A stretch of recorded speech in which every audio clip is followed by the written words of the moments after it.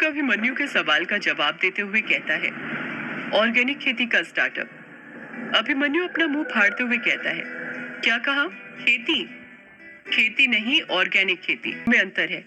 मैंने देखा है आजकल बड़े बड़े बिजनेसमैन अपना सब कुछ छोड़कर ऑर्गेनिक खेती कर रहे हैं, क्योंकि ये भी एक अच्छा बिजनेस है और मुझे यकीन है मैं भी कर सकता हूँ और इसे एक अच्छा स्टार्टअप बना सकता हूँ। हाँ, ये सब पता है मुझे, पर तू ये बता, तुझे खेती करनी आती भी है? आती तो नहीं, पर हाँ, सीख जाऊंगा। वो कैसे? यार, आजकल यूट्यूब सब सिखा देता है। लाइव सेशन भी होते हैं और वैसे भी इंटरनेट सिर्फ व्हाट्सएप, इंस्टाग्राम, फेसबुक यूज करने के लिए नहीं है, समझा? चल, ये भी ठीक है, पर तू खेती करेगा कहाँ? तेरे पास जमीन भी है खेती करने के लिए? अभिमन्यु, तू अंधा है क्या? तूने ग्रेवयार्ड कोठी के बाहर जो 2 हेक्टेयर जमीन खाली है वो नहीं देखी क्या? बेटा, वो जमीन नहीं, कब्रिस्तान है। तू शायद भूल रहा है, तेरी ये ग्रेवयार्ड कोठी कब्रिस्तान के ऊपर बनी है। तू कब्रिस्तान के ऊपर खेती करना चाहता है? यार अभिमन्यु, तू कैसी बातें कर रहा है? कोई 2 हेक्टेयर में कब्रिस्तान बनाता है क्या? हो सकता है बस ये कोठी कब्रिस्तान के ऊपर बनी हो, बाकी जगह ठीक हो। और एक बात बता, तू मेरा दोस्त है ना, तो तुझे तो मुझे मोटिवेट करना चाहिए खेती करने के लिए कि मैं कुछ नया करने जा रहा हूँ। इससे एम्प्लॉयमेंट भी बढ़ेगा और देश की तरक्की भी होगी। तू मुझे इतना डिमोटिवेट क्यों कर रहा है? अभिमन्यु को अपनी गलती समझ आ जाती है और वो कहता है, सॉरी यार, मैं भूल गया था कि इंसान को नौकरी करने के लिए नहीं बल्कि नौकरी देने के काबिल बनना चाहिए। तेरे इस काम में मैं पूरी तरह तेरे साथ हूँ। बस तू एक आवाज लगाना कि क्या मदद चाहिए तुझे और मैं झट से हाजिर हो जाऊंगा। शुक्रिया यार, जब तेरे जैसा दोस्त मेरे साथ है तो कोई भी चुनौती मुझे रोक नहीं सकती। तो फिर काम शुरू करें? कैसा काम? युग अपने चारों तरफ देखते हुए कहता है, यार तू फिर भूल गया? कल रात में मैंने कहा था ना कि सुबह उठते से ही पहला काम ये करेंगे कि हवेली की सफाई करेंगे। दिख नहीं रहा कितनी धूल है यहाँ पर? हाँ यार, बात तो तेरी बिल्कुल सही है, पर तू खुद देख कितनी बड़ी हवेली है। अगर हम दोनों 2 दिनों तक भी लगातार सफाई करते रहे तब भी पूरी धूल साफ नहीं होने वाली। तो फिर क्या करें? तू चाहता है ऐसे ही धूल रहने दे, सफाई ना करें? अरे, मेरे कहने का मतलब ये नहीं था। तो फिर क्या मतलब था तेरा? मेरा मतलब था किसी को मदद के लिए बुला लेते हैं। 2-3 लोग रहेंगे तो जल्दी हो जाएगी सफाई। किसको बुलाएंगे? कौन आना चाहेगा ग्रेवयार्ड कोठी में? यार तू भूल रहा है, अपने पुराने यार अभी भी इसी गांव में है। मैं उसे फोन करता हूँ। उसे किसे? कछुए को यार। युग कुछ याद करते हुए कहता है, ये तू वही कछुए की बात तो नहीं कर रहा जिसका असली नाम कछेंदर था और वो सब काम धीरे धीरे करता था, इसीलिए हमने उसका नाम कछुआ रख दिया था? हाँ, मैं उसी की बात कर रहा हूँ।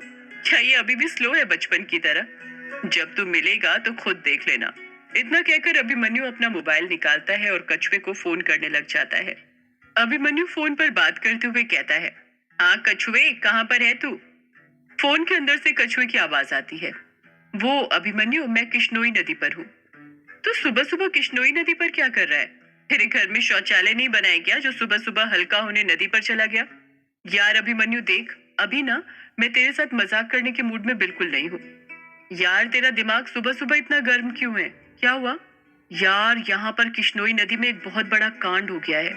क्या कहा? किश्नोई नदी में कांड हो गया? पर क्या?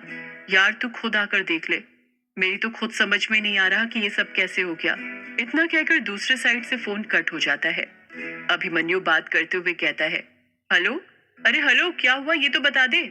जैसे ही फोन कट होता है युग अभिमन्यु से पूछता है, क्या हुआ, तेरे चेहरे पर 12 क्यों बजे हैं? यार किश्नोई नदी पर एक कांड हो गया है। कांड हो गया है? पर क्या? पता नहीं यार, पर मुझे डर लग रहा है। डर लग रहा है? पर क्यों?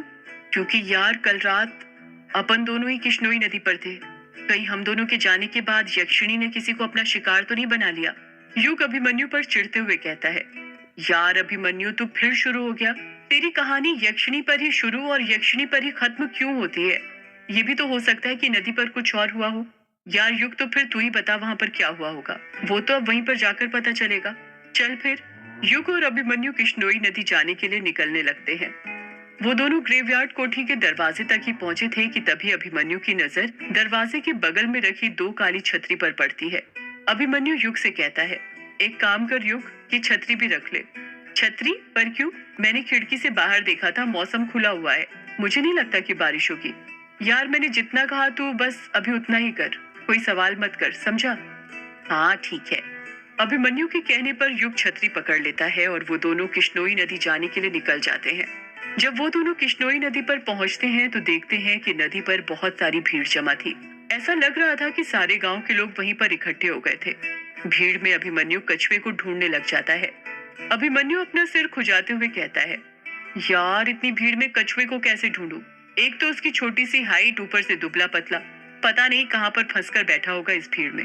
युग भी अपना सिर खुजाते हुए कहता है, तू ये सोच रहा है कि कछुए को कैसे ढूंढे और मैं ये सोच रहा हूँ कि यहाँ पर इतनी सारी भीड़ आखिर जमा क्यों हुई है।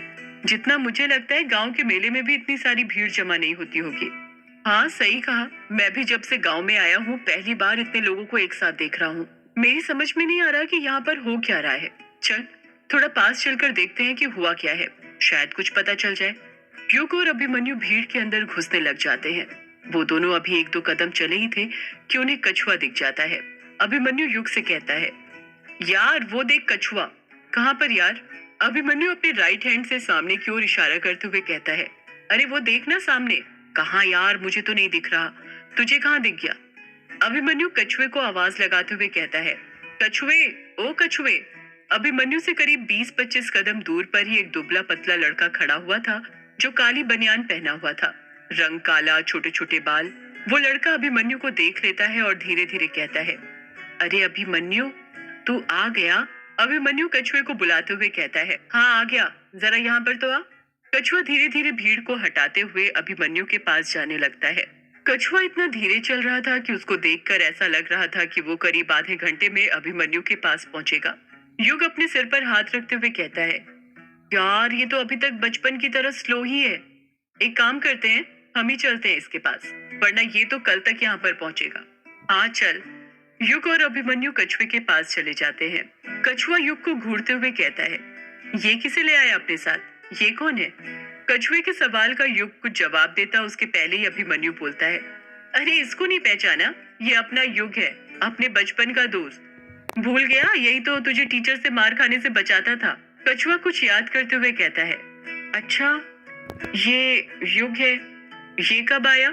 अभिमन्यु कछुए की बात को काटते हुए कहता है, ये सब मैं बाद में बताता हूँ तुझे, पहले मुझे तू ये बता यहाँ पर क्या हुआ है, इतनी सारी भीड़ क्यों जमा है? कछुआ अभिमन्यु का हाथ पकड़ते हुए कहता है, यार मैं नहीं बता सकता, क्योंकि तुझे पता है मेरा दिल बहुत कमजोर है, तू खुद चलकर देख ले कि क्या हुआ है। कछुआ युग और अभिमन्यु का हाथ पकड़ता है और भीड़ को साइड हटाते हुए उन्हें नदी के किनारे पर ले जाने लगता है। जब वो नदी के किनारे पर पहुंचते हैं तो वहां का नजारा देखकर युग और अभिमन्यु की आंखें फटी की फटी रह जाती हैं। नदी के किनारे पर करीब 30-40 कौवे मरे पड़े थे। युग हैरानी के साथ कहता है, ये क्या, इतने सारे कौवों की मौत कैसे हो गई? अभिमन्यु कौवों को देखकर इतना परेशान हो गया था कि कुछ नहीं बोल पा रहा था।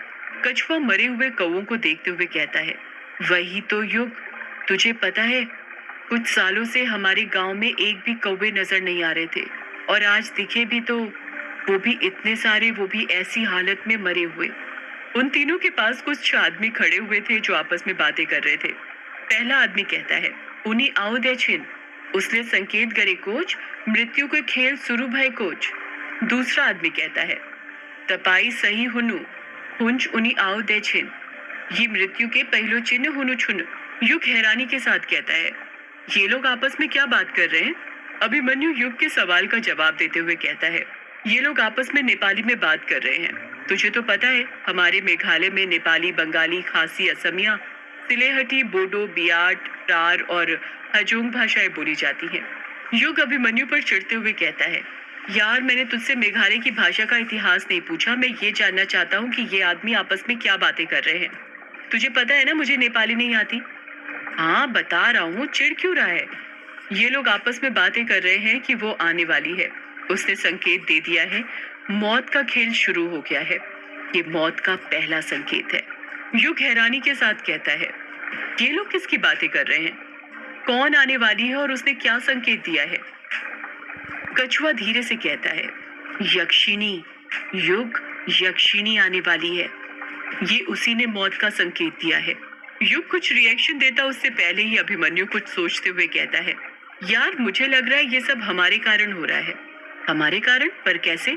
यार देख, कल रात ही हम दोनों ने ग्रेवयार्ड कोठी का दरवाजा खोला और फिर सुबह होते ही इतने सारे कौवों का मरना ये कोई इत्तेफाक नहीं हो सकता। आज से पहले कभी ऐसा नहीं हुआ। कछुआ अपना मुंह फाड़ते हुए कहता है। क्या कहा? तुम दोनों ने ग्रेवयार्ड कोठी का दरवाजा खोला, पर क्यों? तुम्हें पता नहीं है क्या? ग्रेवयार्ड कोठी यक्षिणी का दूसरा ठिकाना है। अब वो किसी को नहीं छोड़ेगी, तब मर्दों को अपना शिकार बनाएगी। युग कछुए को समझाते हुए कहता है। यार कछुए, ऐसा कुछ नहीं है। मैं बताता हूँ ये कौवे कैसे मरे। कल रात ना ये अभिमन्यु अपने साथ एक डिवाइस लाया था, उसमें से आवाजें आ रही थी। हो सकता है कि वही आवाजें वो सह नहीं पाए और उनकी डेथ हो गई। तुझे तो पता ही होगा इन पक्षियों पर मोबाइल की वेव का कितना असर पड़ता है। अभिमन्यु कहता है। यार युग, अब तू सारा इल्जाम मेरे इलेक्ट्रोमैग्नेटिक डिवाइस के ऊपर मत लगा, समझा? चल, तेरे लिए मैं मान भी लेता हूँ कि ये कौवे मेरे डिवाइस की आवाज से मरे, पर तू बता, सिर्फ कौवे ही क्यों मरे? और कोई पशु पक्षी भी तो मर सकते थे। जरा गौर से देख, यहाँ पर जितने भी शव हैं सब कौवों के हैं। अभिमन्यु की बात सुनकर युग चुप हो जाता है, क्योंकि उसके पास उसके सवाल का कुछ जवाब नहीं था। अभिमन्यु अपनी बात को आगे जारी रखते हुए कहता है। ये संकेत है युग, मौत के आने के पहले का। तुझे कौवों के बारे में नहीं पता क्या? क्या नहीं पता? यही कि हमारे हिंदू शास्त्रों में कौवे को यमराज का दूत कहा गया है। ऐसी मान्यता है कि कौवा यमलोक में जाकर पृथ्वीवासियों के विषय में चित्रगुप्त जी को सूचित करता है। यानी कौवा ही व्यक्ति के जिंदगी में किए गए लेखे जोखे का हिसाब रखता है। परंतु शगुन शास्त्र के अनुसार कौवा मात्र यमलोक में ही नहीं, बल्कि हम इंसानों को भी धरती पर संकेत देकर आने वाले कल की भविष्यवाणी करता है। और इतने सारे कौवों की मौत संकेत है कि जल्द गांव में बहुत सी मौत होने वाली है। कछुआ भी अभिमन्यु का साथ देते हुए कहता है। हाँ युग, ये अभिमन्यु बिल्कुल ठीक कहता है। मेरी दादी बताती है कि पुराने समय में ये परंपरा थी कि अगर किसी के सिर पर कौवा बैठ जाए और चोंच मार दे तो जरूर कुछ बुरा होने वाला होता है। आने वाली मुसीबत से बचने के लिए वो इंसान अपने रिश्तेदार को झूठा पत्र लिखकर अपनी मौत की जानकारी देता था। क्या? पर क्यों? वो इसलिए क्योंकि मौत की झूठी खबर सुनकर उसके परिजन उसकी मौत का शोक करते थे और फिर उसी दिन दूसरा पत्र भेजा जाता था कि ये एक झूठी खबर थी। लिखते थे कि उसके सिर पर कौवा बैठ गया था। मान्यता है कि झूठी खबर उड़ाने से कौवे द्वारा लाया गया संकट दूर हो जाता है। युग अभिमन्यु और कछुए की बात को नकारते हुए कहता है। अगर तुम दोनों को ये सब पता है तो क्या ये नहीं पता कि काक भुशुंडी जी श्री राम के परम भक्त थे। उन्हें इच्छा मृत्यु का वरदान भी प्राप्त था। आज के जमाने में कौवों को काक भुशुंडी का ही प्रतिरूप माना जाता है। माना ये मान्यता है कि यदि कौवा किसी के सिर पर बैठकर चोंच मार दे तो अशुभ होता है, पर यह भी मान्यता है कि कौवा सिर्फ आपके सिर पर बैठे तो परम शुभ होता है। अब तुम दोनों ही बताओ, हम कैसे पता लगाएं कि कौवा हमारे सिर पर सिर्फ बैठा था या उसने चोंच मारी होगी? अभिमन्यु और कछुआ चुप ही रहते हैं। युग अपनी बात को आगे जारी रखते हुए कहता है। देखो यार, अलग अलग धर्मों में अलग अलग मान्यता है। किसी के धर्म में कौवों का दिखना शुभ माना जाता है तो किसी में अशुभ, और किसी धर्म में तो कुछ फर्क ही नहीं पड़ता, क्योंकि वो ये सब चीजें मानते ही नहीं है। और मैं भी नहीं मानता। ये सब सिर्फ अंधविश्वास है और कुछ नहीं, समझे तुम दोनों? कछुआ डरते हुए कहता है। यार तुझे नहीं मानना तो मत मान, पर तुम दोनों ने ठीक नहीं किया ग्रेवयार्ड कोठी का दरवाजा खोलकर। तुझे पता भी है ग्रेवयार्ड कोठी का दरवाजा बंद करने के लिए कितने लोगों ने अपनी जान दी थी? युग चौंकते हुए कहता है। क्या कहा? दरवाजा बंद करने के लिए लोगों ने जान दी थी? पर क्यों? सदियों से है पुरानी ये यक्षिणी की कहानी। यक्षिणी एक आग है, यक्षिणी